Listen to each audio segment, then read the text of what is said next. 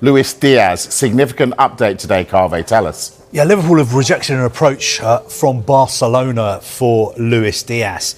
Now, it is a bit of a strange situation with Diaz because he's got 2 years left on his contract. And we know that Barcelona have a long-standing interest in him. And also there are clubs in Saudi Arabia who are interested in signing him, like Al Nassr. Now, he's got 2 years left on his contract at Liverpool. I think his expectation is that his representatives are going to have talks with Liverpool about extending that contract. I'm not sure if that is Liverpool's point of view as well.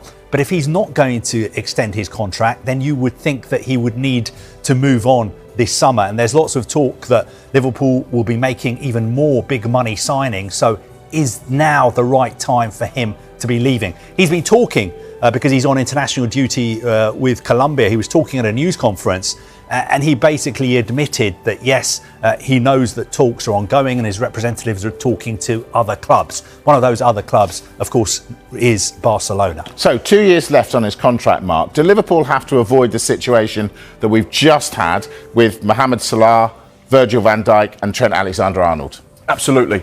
You have to remember that those three players that you've mentioned there, the hierarchy at Liverpool were very different to what they are now. It's obviously Richard Hughes is the sporting director, Michael Edwards is involved with FSG, so you've got different personnel at the top of the tree.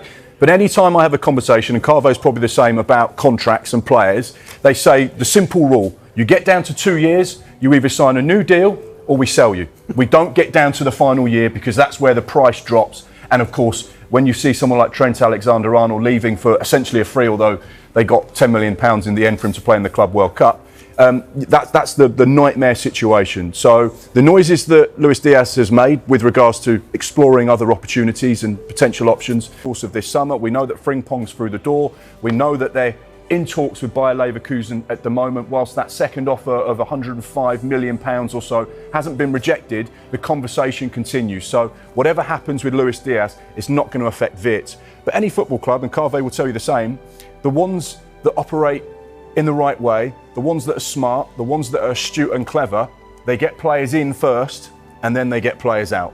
Never sign a player unless you're ready to get someone out the door. Otherwise, you get stuck with players that you can't afford and you don't want, and then you end up sending them out on loan at the back end of the window and paying half their wages. I think the thing about Wirtz as well is, obviously some Liverpool fans will now be asking the question, what's going on? What's going on? Why is this taking so long? Yeah. There are all these reports on social media that it was a done deal and there were pictures of him in a Liverpool shirt.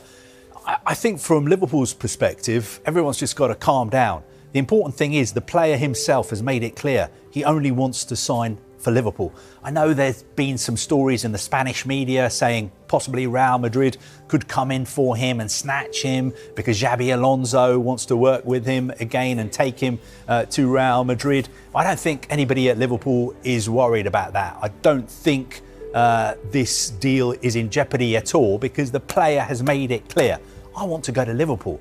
And Bayer Leverkusen would much rather sell him to Liverpool than sell him to Bayern Munich. And I think this deal will happen, but let's give Liverpool time to make sure that the numbers are right, because this is a massive deal, The kind of deal that we were told that Manchester City walked away from, because when you add up the size of the transfer fee and also the size of the wages over the length of the term of the contract, you were talking about an investment of around £200 million. And when you're investing that kind of money, you need to take your time and make sure everything is right before you sign on the dotted line.